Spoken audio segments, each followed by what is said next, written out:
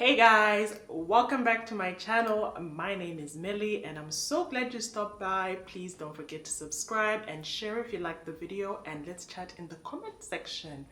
So, you saw the title and you're like, let us see what this girl is talking about. Because I used to have almost waist length hair, and I made a lot of mistakes along my natural hair journey, and I just wanted to share with you guys that it's normal. Like, it is a journey.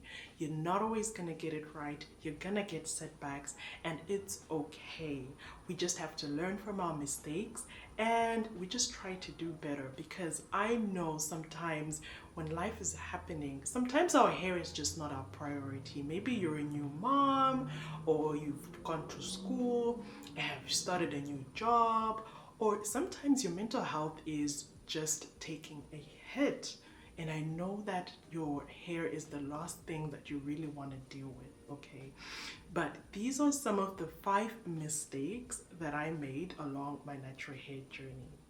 So number 1, I stopped moisturizing my hair. And I know it's gonna sound like common sense, like, girl, you need to moisturize your hair in order for your hair to grow. But I just stopped. Like, I did not put water. I stopped spraying my hair with any leave-in conditioners.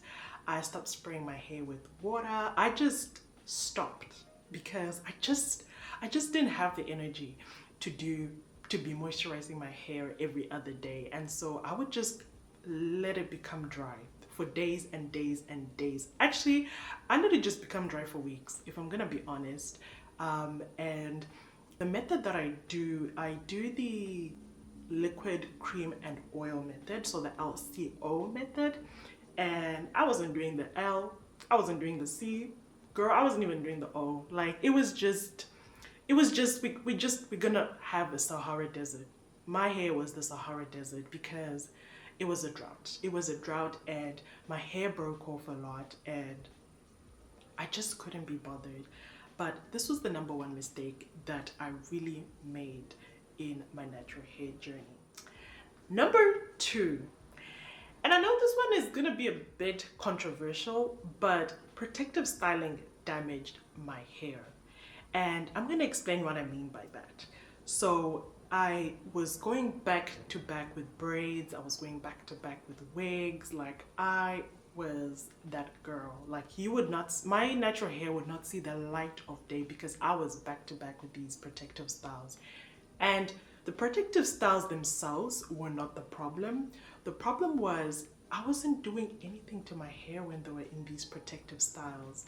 Like, I was not shampooing my hair, I was not deep conditioning it, I was not moisturizing my hair, I wasn't oiling my scalp. Like, I just put braids and just let it be. Like, I literally would just put braids and just let it be for 6 weeks, 8 weeks, 12 weeks, whatever. And when I had wigs, and I think wigs were the main culprit of a lot of the breakage that I experienced. And that's because I was wearing a lot of glueless lace wigs. And what ended up happening is, because I wasn't moisturizing my hair is fine strands but medium density. So my strands are very, very delicate. And because my strands are fine, it was breaking my edges. And also the back of my hair started to become damaged because those wigs also had these comb attachment, and so they would snag on my edges and on the nape of my hair. And I noticed a lot of damage was happening, and it was only happening because my hair was dry. And so when I had braids are made up of synthetic fibers, and so because I wasn't adding any moisture to my hair, it was literally sucking the moisture out of my hair. And so that is another mistake that I was making. Number 3 is I was sleeping on cotton pillowcases. I couldn't find my satin bonnet, and I just couldn't be bothered to look for it, okay? And so what I started doing was just sleeping. I just started sleeping on my cotton pillowcase, and because I wasn't moisturizing my hair, the cotton was sucking the life out of all the tiny little moisture particles that were left. Cotton draws moisture out, but when you have a satin or a silk pillowcase or a bonnet, it helps to retain the moisture that is in your hair. And so you can imagine the disaster that was already there on this hair that I wasn't moisturizing, and then on top of that I was going to sleep on these cotton pillowcases. And so this led, I would literally wake up to little tiny pieces of my hair on my pillowcase, because that's how much it was just snapping off. You always want to make sure that you are sleeping on a silk or satin pillowcases, or at least have a satin bonnet when you go to bed. I think this is number 4. But number 4 is I stopped being gentle with my hair. If you know me, when I went natural, listen, my hair was my child, okay? Like, I was so gentle with my hair. I wouldn't use combs on my hair. I was finger detangling, and when I was finger detangling, I was super gentle with my hair. I didn't do anything that was gonna cause more stress to the strands of my hair. And the mistake that I started to make is I started to use combs. But the problem wasn't the combs. The problem is the way that I was using the combs. And I would just like brush my hair like this. I literally would just brush my hair like that. Led to a ton of breakage. I remember when I was trying to part my hair, like, you know, the fine tooth combs, instead of just like, you know, being gentle when you're parting, I literally would just be like, oh. I didn't care. Okay, so using combs incorrectly. Combs themselves are not bad. You just have to always make sure that when you're using combs, your hair is adequately moisturized.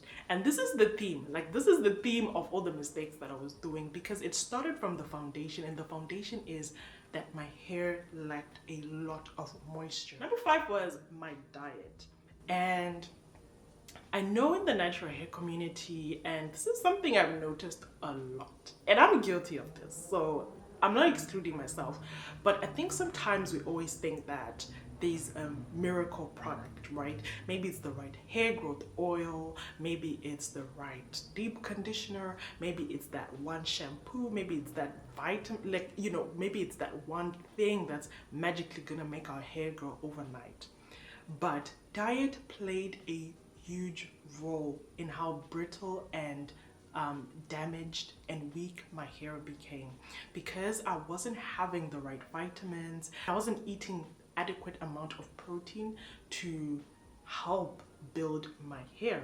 And if you didn't know, our hair is made up of keratin, and keratin is a protein. So if you're not having enough protein in your diet, your hair doesn't have the sufficient building blocks that it needs in order to grow, to be built, basically. It's kind of like you're trying to build a house without bricks. So when you're eating protein, it breaks it down into amino acids, and these amino acids are essential for your hair to grow. I was eating out a lot. I was eating a lot of fast foods. I was eating a lot of McDonald's. And if you know anything about those things, they're not the most healthiest to ensure that your hair is growing. And I also wasn't drinking enough water. Guys, my diet was so bad.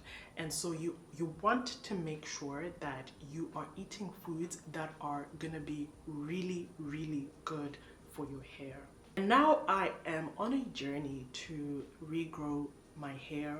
I'm on a journey to have health. So these were the mistakes that I was doing.